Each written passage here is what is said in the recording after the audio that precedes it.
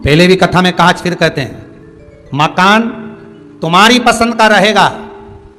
कैसा बेडरूम बनाना है, कैसा फर्नीचर बनाना है, कैसे दरवाजे लगाना है, कैसा कालीन बिछाना है, कैसा किचन बनाना है, कैसा ड्राइंग रूम बनाना है, कैसा हॉल बनाना है, मकान तुम्हारी पसंद का होगा, पर मसान मेरे शंकर की पसंद का होगा कि कौन से मसान में जलेगा। इस कोरोना महामारी में सिद्ध हो गया। कहां के रहने वाले थे और कहां जाकर आग लगाई, ये किसी को नहीं मालूम पड़ा।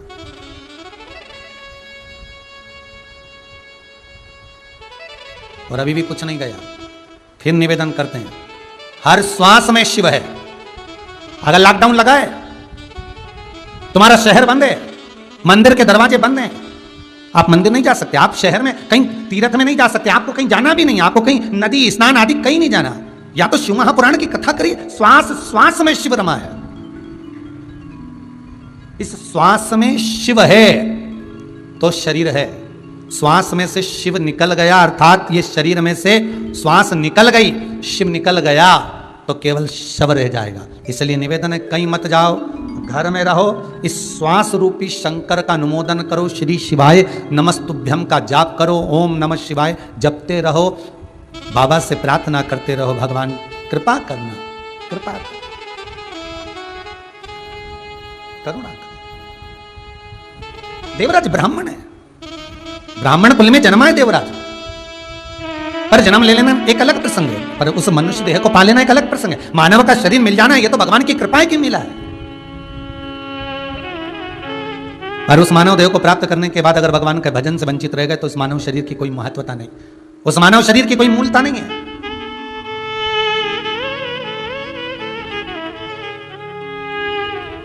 इसी कुबेरेश्वर धाम से जब रुद्राक्ष महोत्सव करा था तो उसमें एक भजन की लाइन कही थी, आए ना आए प्रभु कुटुम कबीर, आए ना आए प्रभु कुटुम कबीरा, अंत समय प्रभु आना पड़ेगा, वादा किया तो निभाना पड़ेगा।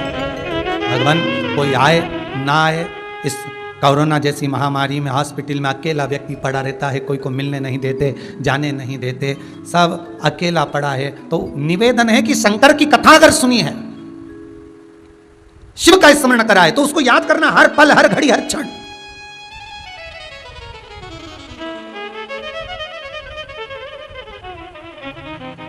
कोई आए ना आए, पर मेरा शंकर। कल की बात है, हमारे छिपरा वाले जवर परिवार में से एक भांजा कल फोन लगाकर बोला ऑफिस में कि गुरुदेव से हमारे एक परिचित हैं इंदौर में, उनके साले बीमार पड़े हुए हैं, 60% कुछ बीमारी हो गई है और हॉस्पिटल में। उसकी इच्छा है, शिव महापुराण की कथा सुनी है, डॉक्टर कह रहे हैं ठीक नहीं होगा तो वेंटिलेटर पर पहुंचाना पड़ेगा। उसकी इच्छा है कि एक बार जिस मंत्र को गुरुजी बताते हैं, श्री शिवाय नमस्तुभ्यम, उस मंत्र को गुरुजी के ही मुख से सुनना है। फिर कल उस बालक से हॉस्पिटल में मोबाइल पहुंचवाकर मंत्र का स्मरण किया। बाबा कृपा करे, बता रहे हैं कि अब वो बालक ठीक है। अर्थात शंकर का अनुमोदन आप भी करिए। कोई रिश्तेदार, कोई नातेदार, कोई कुटुंब, कोई कबीला, तुम कितना भी तुम्हारे पास में धन होगा, दौलत होगा, सत्ता होगी, चाहे तुम्हारे पास में कोई सा भी पद होगा, कोई काम नहीं आएगा। आएगा तो मेरे अंत समय में शंकर ही काम। आए ना आए प्रभु कुटुम कबीर, अंत समय प्रभु आना पड़े, वचन दिया तो निभाना। जो वादा किया है, शंकर है, त्रिकालदर्शी है, कैलाशी है, विनाशी है, शंभु, बस इतनी कृपा कर दो कि हम तुम्हारा भजन, हम तुम्हारा चित्त वृत्ति धारण करते रहे। ये मनुष्य की जो देह मिली है, मानव का शरीर मिला है, केवल भगवत भजन के लिए मिला है। हम भूल गए तुम।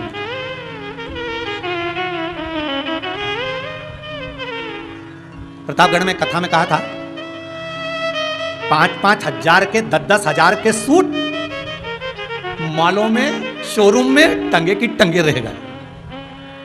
प्रतापगढ़ की कथा में कहा था 10,000 के चुन्नी बेस कपड़े, सूट, बूट, हेट सब मालों में, शॉपिंग मालों में जमे की जमे रह गए। और एक 10 रुपए का वो मास्क, कितने रुपए का? 10 रुपए का वो मास्क, इतना सा टुकड़ा करोड़ों का व्यापार करके निकल गया। प्रतापगढ़ की कथा में कहा था बड़ी बड़ी होटलों में लोग जिस कुनकुने पानी को गर्म पानी में नींबू निचोड़ के हाथ धोते थे और गंदी गंदी मदिरा का पान करते थे, इस कोरोना महामारी ने उसको भी उल्टा कर दिया।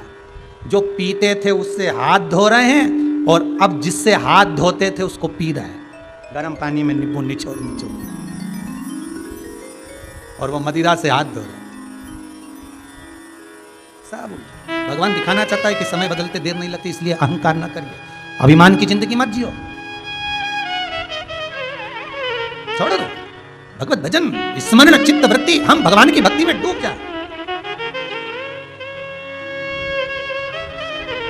और इस कोरोना महामारी से भी अगर हमारा शरीर बचा हुआ है और भगवान आपको अगर जीवित रखा है तो उसको धन्यवाद देना, साधुवाद देना कि तेरी कृपा से बचाऊं, और ये शरीर, ये मन, सब कुछ तेरा है।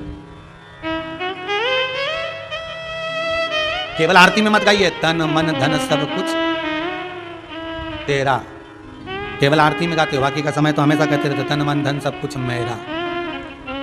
वो तो एक लाइन और नहीं जोड़ी, नहीं तो वो भी जोड़ देते पड़ोसी का भी मेरा, ये भी हमको मिल जाए तो कम।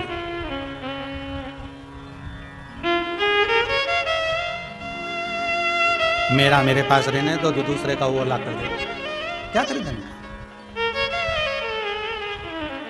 महाराज सज धज के जिस दिन मौत की सहजादी आएगी, न सोना काम आएगा न चांदी। सब पड़ा। देवराज ब्राह्मण होकर ब्राह्मण कर्म से वंचित, हम अपने कर्म से वंचित ना हो। मनुष्य की देह मिली है, भगवत भजन के लिए मिली है। माता के गर्भ में जब उल्टे लटके हुए थे, दोनों मुष्टिकाएं बंद थी, भगवान से प्रार्थना करी थी हमें माता के गर्भ से बाहर निकाल दो, हम भजन करेंगे, भजन करेंगे, भजन करेंगे। जैसे ही माता के गर्भ से बाहर निकले हम तो भोजन करेंगे, भोजन करेंगे, भोजन करेंगे। भजन गायब हो गया, भोजन चालू हो गया, और 3 बार भोजन भजन, एक बार और उसमें भी उलझन आती है बार बार। थोड़ी देर रिमोट लेके बैठे ही थे टीवी देखने के लिए, आस्था चैनल लगाया ही था कथा सुनने के लिए। सियोरवाड़ा महाराज आ रहा होगा, आज ऑनलाइन कथा चालू हुई है, उड़ीसा वाले करवा रहे हैं राउकेला से। तो मन में सोचा था रिमोट लेके बैठेंगे, और कथा चालू हुई, आधा घंटा चली, मालूम पड़े ऐसी हवा चली, लाइट ही चली गई। मन बनाकर बैठे थे, चित्तवृत्ति को रमा कर, और चलाओ। फिर कह रहा हूं अमृत की तरह यीशु महापुराण की कथा घर में चला रहे हो तो वॉल्यूम तेज कर दो, सारे घरों में उसका संचार होना चाहिए। हर कमरे में, हर जगह पर, जिस अन्न को खाओ उसमें भी कथा का संचार होना चाहिए, जिस पानी को पियो उसमें भी शिव महापुराण का मूल मंत्र का संचार, श्री शिवाय नमस्तुभ्यम का, ओम नमः शिवाय का, महामृत्युंजय का संचार होना चाहिए। जिस दवाई को हम खा रहे हैं वो भी हमें इस कथा के माध्यम को सुनकर खा रहे होंगे तो वो अमृत का काम करे। ये कथा केवल कथा नहीं है, ये शिव महापुराण की कथा एक ऑक्सीजन का काम करे।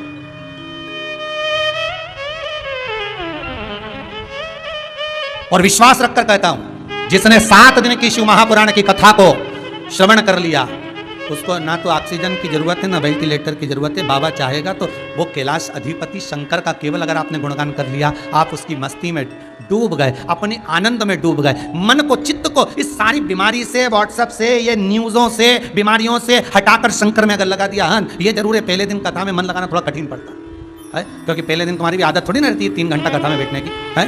पहले दिन तो तुम्हारी आदत है थोड़ी देर पे ये देख लो, थोड़ी देर में नाटक देख लो, फिर थोड़ी देर खाया पिया 12-1 बजे, और खा पी के सोए, शाम के 5-6 बजे उठो, और सोने के समय पे ये महाराज आ गया कथा वाचन। अब 2 बजे से 5 बजे तक सोने का समय और 2 बजे से 5 बजे तक कथा का समय, तो 3 घंटा बड़ी मुश्किल से, पहला दिन तो बड़ी मुश्किल से निकलता।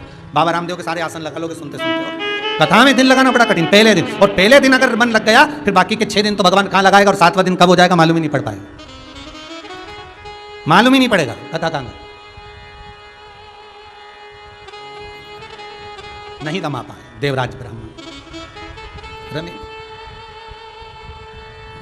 और देवराज ब्राह्मण की चित्त वृत्ति मन नहीं। मिल जरूर गया मनुष्य का देह, मानव का शरीर मिल जरूर गया, पर यह मानव का शरीर देवराज को मिला, पर देवराज ने इस मनुष्य शरीर को सत्कर्म में नहीं लगाया। थोड़ी देर अगर मन को लगा भी लेता तो ठीक था। जैसे एक संत रोज रात्रि के समय पर प्रवचन देने बैठते थे, प्रतिदिन का नियम था, बहुत सारे लोग उनके प्रवचन सुनने आते थे। संत के यहां पर एक बिल्ली थी, वो बिल्ली इतनी समझदार हो गई थी संत के यहां रह रहकर कि वो भी प्रवचन सुनती थी। संत क्या करते कि आजकल तो ये लाइटें हो गई, संत उजाला करने के लिए, प्रकाश करने के लिए दिया जलाकर बिल्ली के सिर पे रख देते और बिल्ली बैठी रहती और प्रवचन सुनती रहती। बहुत सारे लोग प्रवचन सुनने आते। अब प्रवचन सुनने वालों में भी बहुत सारी तरह के लोग रहते हैं। 4 तरह के लोगों का वर्णन तो पहले भी वर्णन किया है हमारा, 3 तरह का भी वर्णन किया। सोता, जो कथा में सोने के लिए आता है।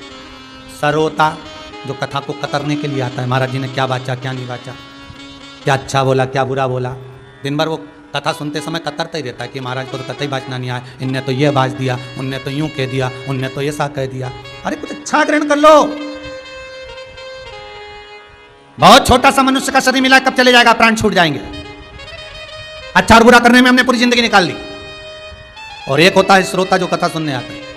महाराज जी जब प्रवचन देते थे तो बिल्ली के सिर पे प्रकाश करने के लिए दिया रख देते थे, प्रकाश करने के लिए, उजाला करने के लिए। तो बहुत सारे लोग प्रवचन सुनने आते थे, उसमें से एक व्यक्ति आता तो उसका प्रवचन में दिमाग कम जाता और बिल्ली में ही लगा रहता। गजब की बिल्ली है, और सिर पे दिया, गजब का दिया है, बताओ। बस वो आए और ऐसी ठोडी पे हाथ रख के बिल्ली को देखता रहे, प्रवचन में मन डाला। और केवल व्यक्ति देखता देखता नहीं रहे, ये सोचता रहता है कि आखिर ये प्रवचन में बिल्ली के सिर पे दिया जल रहा है, उजाला हो रहा है। संत कहते हैं कि जैसे अंधेरा ज़्यादा होने लगता है तो बिल्ली को कहते खड़ी हो जा, तो बिल्ली दिया रख के खड़ी हो जाती तो उजाला और फैल जाता। इधर भगत ज़्यादा हो जाते तो बिल्ली को इधर ले आते तो उजाला इधर से आ जाता।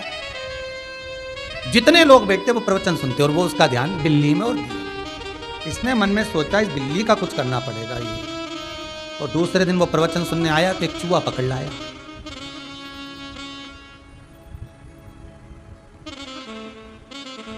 अब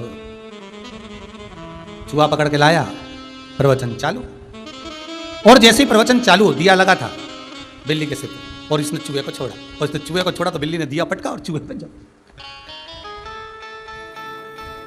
और जैसे ही झपकी तो चारों तरफ अंधेरा हो गया। अब वो व्यक्ति जो बिल्ली के लिए चूहा लाया था, उसने खड़े होकर कहा, महाराज जी देख लो तुम्हारी बिल्ली को, इतना प्रवचन दिया तुमने, इतना ज्ञान की बातें कही तुमने, और बिल्ली ने 5 मिनट में अंधेरा कर दिया और वो चूहे पे झपक गई। संत बोले बिल्ली नहीं ये तुम हो। संत बोले ये बिल्ली नहीं तुम हो। बिल्ली में और तुम में कोई अंतर नहीं है। जब ज्ञान की कथा होती है, प्रवचन होता है, खूब अच्छी अच्छी बातें करे, पूजन पाठ हो, तो व्यक्ति ऐसी बात करे कि बाप रे इसके बराबर कोई धर्मात्मा ही नहीं, इसके बराबर कोई सत्संगी नहीं, इसके बराबर कोई भजनावली नहीं, इसके बराबर कोई सत्संग करने वाला, इसके बराबर कोई भजन करने वाला है ही नहीं। और जैसे ही प्रवचन पूर्ण हुआ, इसको कहते हैं हमारे यहाँ शमशानी बैराग्य। शमशान में जाते हैं तो ऐसा लगता है सब बेकार है, सब छोड़कर, इसको शमशान बैराग्य। और जब जैसे ही प्रवचन पूरा हुआ, और प्रवचन पूरा होते से जैसे ही चप्पल पहनकर गया, वैसे ही फोन लगाकर पूछा कितने का घाटा हुआ, कितना कमाया, कितना व्यर्थ गया, क्या हुआ क्या नहीं हुआ। बस ये फिर समझ लो ज्ञान का प्रकाश था, दिया नीचे गिरा और अंधेरा हो गया। मतलब चूहा आया और झपक गए, बस वो अज्ञान का अंधेरा फिर आ गया।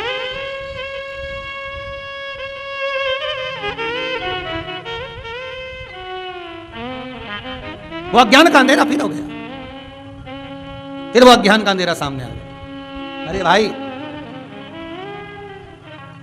देवराज ब्राह्मण कुल में जन्मा, ब्राह्मण कर्म नहीं कर पाया, और ब्राह्मण कर्म ना कर एक बार चोरी कर धन लाया। बहुत तेज शरीर में ताप पड़ा, और ताप पड़ा तो उस शरीर के ताप के कारण वो मंदिर के अंदर प्रवेश कर गया।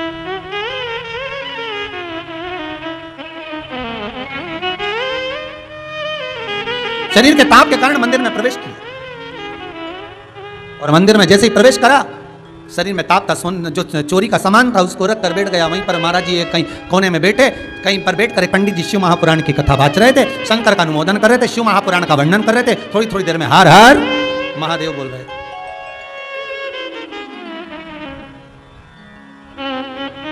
शिव कथा सुन। अच्छा, जिसका मन शिव महापुराण में रमता है ना, तो उसको कहने की जरूरत नहीं पड़ती, वो तो ढूंढता रहता है। देखना जरा, चैनल लगा शिव पुराण आ रही होगी महाराज, जरा देखो जरा। जिसको आदत रहती है ना शिव पुराण सुनने की, फिर उसका मन कहीं लगता ही नहीं। शिव पुराण के जो श्रोता होते हैं ना, शंकर के जो भगत होते हैं ना, बड़े अड़भंगी होते हैं, उनका मन ही नहीं लगता। जरा देखना, जरा महाराज आ रहा होगा, चला जरा चैनल चेंज कर, देख कहां पर आ रही है शिव पुराण महाराज की, जिनकी आदत में है शंकर की कथा।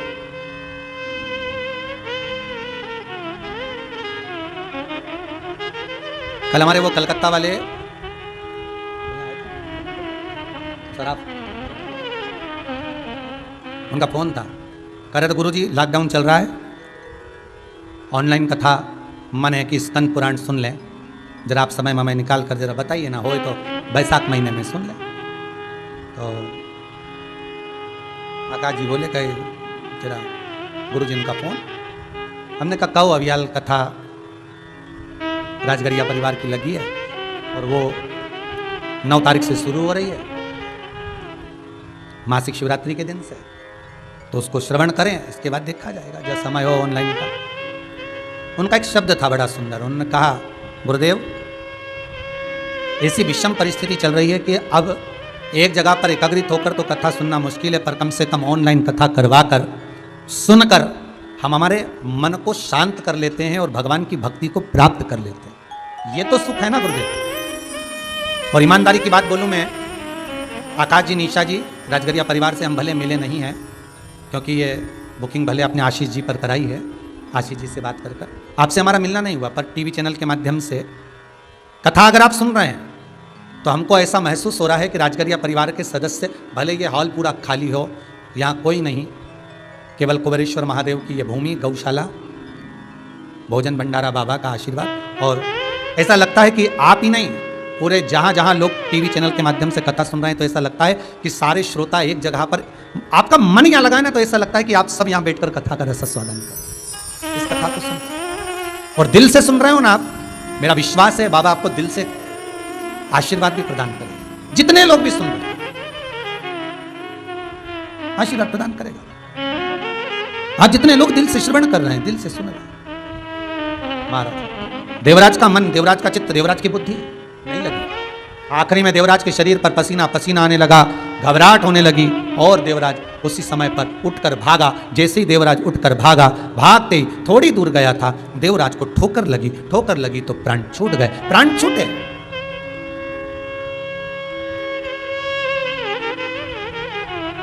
और जब प्राण छूटे तो सम्मुख में जिस जगह पर प्राणों को देवराज ने त्यागा, वहां पर बेलपत्री का वृक्ष था, बेलपत्री का पौधा था, वृक्ष था। और उस बेलपत्री के वृक्ष के नीचे जब देवराज के प्राण गए, महाराज स्कंद पुराण कहती है, शिव महापुराण की कथा कहती है, अग्नि पुराण कहती है, नर्मदा पुराण कहती है, लिंग पुराण कहती है कि बेलपत्री के वृक्ष के नीचे, नीचे तो नीचे वो भी जाने दो, यहां तक वर्णन किया शिव महापुराण में तो कि बेलपत्री का जो फल होता है ना, बेल फल जो होता है, कहते हैं अगर किसी व्यक्ति के यहाँ लक्ष्मी की कमी होती है, संपदा की कमी होती है, जिसके यहाँ पैसा नहीं आता, धन नहीं आता, तो बेल का जो फल होता है, बेलपत्री का जो फल होता है, उस फल के गूदे को,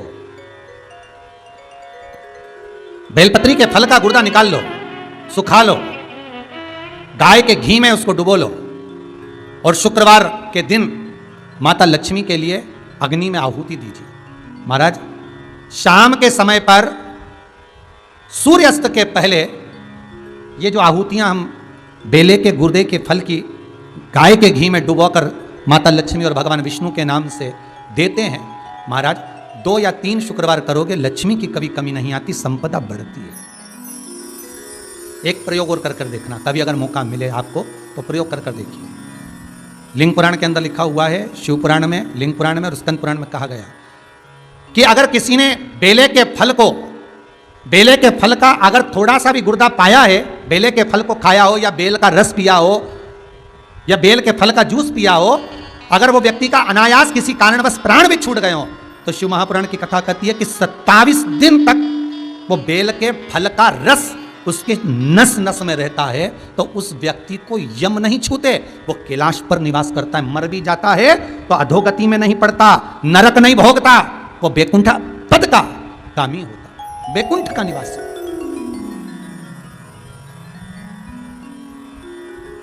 बैकुंठ का निवासी।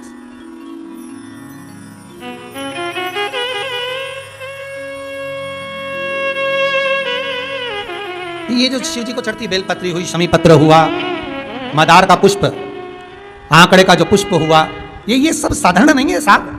शंकर का एक एक गुण तत्व ग्रहण करने वाले, शंकर का अनुमोदन करने वाले, शिव को एक एक वस्तु जो चढ़ने वाली साधारण नहीं है।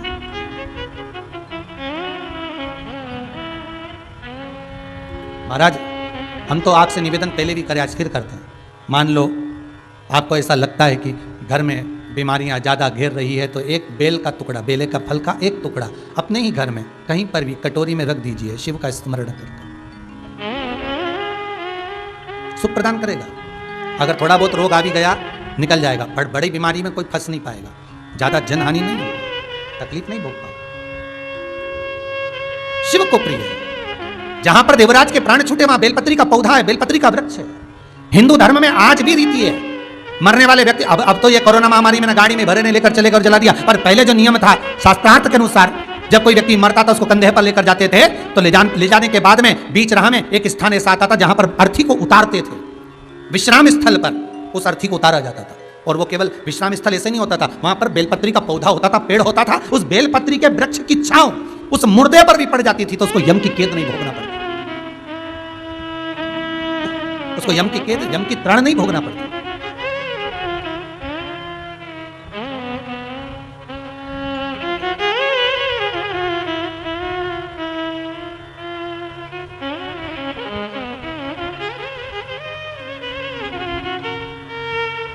इसलिए उस बेलपत्री के पौधे के नीचे उसको विश्राम दिया जाता था।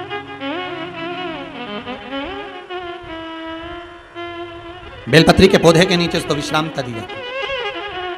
और देवराज नाम का ब्राह्मण चोरी के धन को लेकर जा रहा है और अगर अपने प्राणों को त्याग रहा है, ठोकर लगकर अगर गिरा है तो बेलपत्री के पेड़ के नीचे गिरा, उसकी छांव, उसकी छाया उस पर पड़ गई। अभी कथा में कहा था 5, 7, 11, 21 बेलपत्री की जो कुंज होती है, बेलपत्री के जो वन होता है, उसमें बैठकर भगवान का भजन किया जाए तो उसका फल 1000 गुना होता है। इस कुबेरेश्वर धाम में, जहां से कथा का ऑनलाइन प्रसारण हो रहा है, इस कुबेरेश्वर धाम में शंकर जी कुबेरेश्वर महादेव के दोनों साइड में हमारा पूरा प्रयास है कि बेलपत्री के पौधे ऐसे लगाए जाएं कि बीच में बैठकर लोग श्री शिवाय नमस्तुभ्यम या शंकर का अनुमोदन करते रहें। कोई दर्शन करने आए तो वहां बैठकर थोड़ी देर बेलपत्री की छांव में, चारों तरफ बेलपत्री हो और वो बैठकर भगवान शंकर का गुणगान करे। यह जरूरी नहीं है कि बेलपत्री के पेड़ के नीचे शंकर का शिवलिंग का निर्माण करोगे, पूजन करोगे तब फल मिलेगा। बेलपत्री के तो वृक्ष के नीचे आप थोड़ी देर बैठकर स्मरण कर लिए, उसका भी फल आनंदित है, उसका भी फल 4 गुना, 1000 गुना।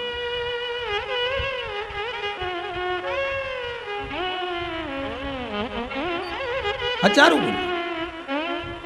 महाराज कितना सुंदर कहा है, तुलसी के क्यारे के सामने, जितने लोग बैठे हैं टीवी चैनल के सामने बिल्कुल ध्यान से सुनिएगा, तुलसी के क्यारे के सामने और बेलपत्री के पेड़ के नीचे आप अगर 5 मिनट भी बैठकर भगवान का भजन करते हो, आप जिस मंत्र की माला करते हो उसका फल लाख गुना हो जाता, भले एक बार जपा क्यों ना, लाख गुना, हजारों लाखों गुना उसका फल। उसकी कोई तुलना ही नहीं हो सकती, उसकी कोई तुलना, हजारों लाखों।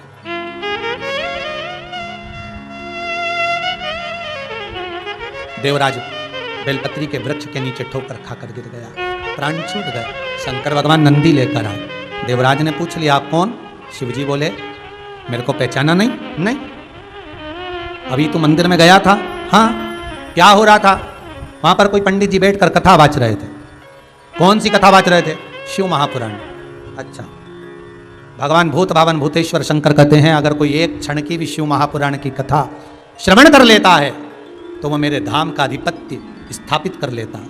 तो चिंता मत कर, अब तू नरक नहीं जाएगा। पर मैं तो पापी हूं। देवराज ब्राह्मण कह रहा है मैंने चोरी करी है, देवराज ब्राह्मण कह रहे हैं मैंने तो चोरी करी, मैं चोरी का धन लेकर आता था, मैं तो महापापी हूं। और आप कह रहे हो कि मैं कैलाश पर जाऊंगा। भगवान कहते हैं जो मेरा स्मरण कर कर प्राणों को त्यागता है वो मेरे ही धाम को जाता है, मेरे ही। आप भी भाव से कर सकते हैं।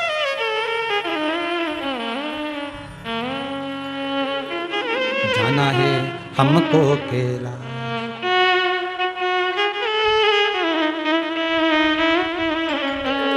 ओ भोले बाबा जाना है हमको केला, ओ भोले बाबा जाना है हमको केला, ओ भोले बाबा जाना है हमको केला, हमको कैलाश बोले हमको कैलाश, हमको कैलाश बोले हमको कैलाश, हमको कैलाश बोले हमको कैलाश, हमको कैलाश बोले हमको कैलाश, ओ जाना है हमको कैलाश, ओ भोले बाबा जाना है हमको कैलाश, ओ भोले बाबा।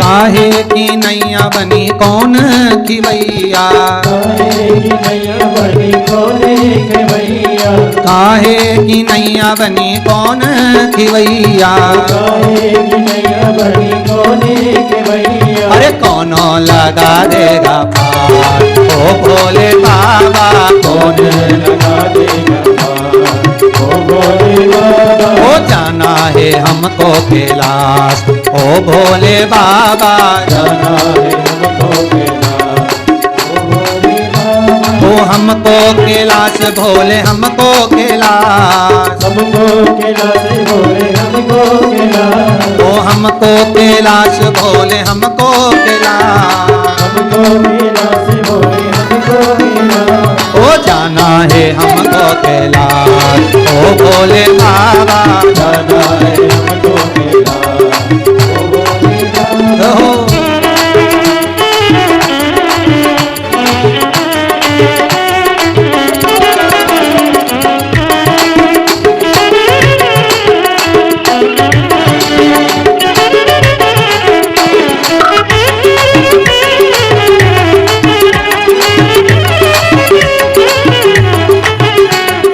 अपने अपने घरों में बैठकर दोनों हाथों से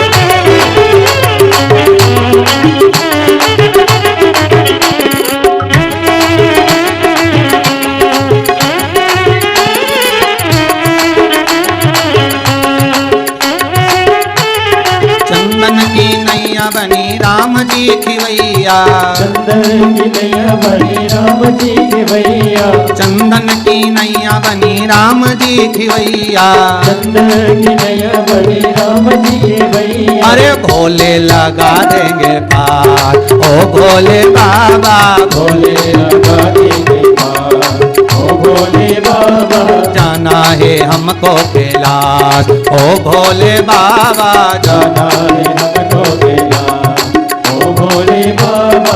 हमको कैलाश भोले हमको कैलाश, हमको कैलाश बोले हमको कैलाश, ओ हमको कैलाश भोले हमको कैलाश, हमको कैलाश बोले हमको कैलाश। ओ जाना है हमको कैलाश ओ भोले बाबा जाना है हमको कैलाश ओ भोले बाबा। हो।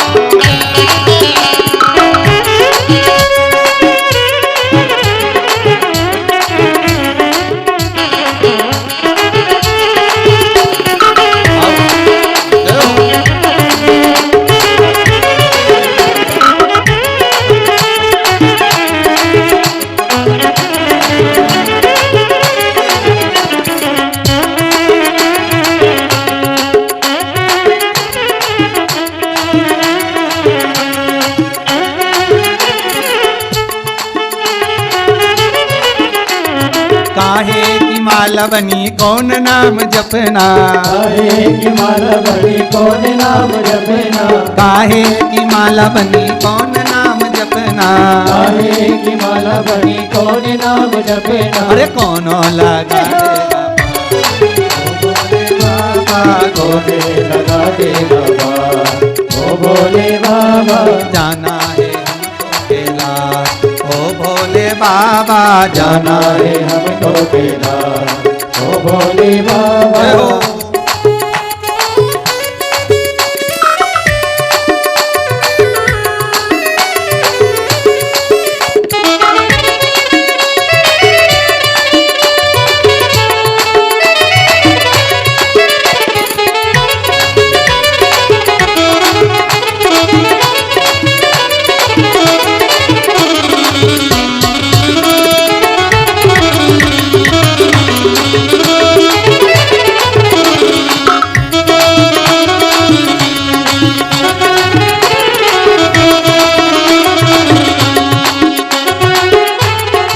तुलसी की माला बनी राम नाम जपना, तुलसी की माला बनी राम नाम जपना, तुलसी की माला बनी राम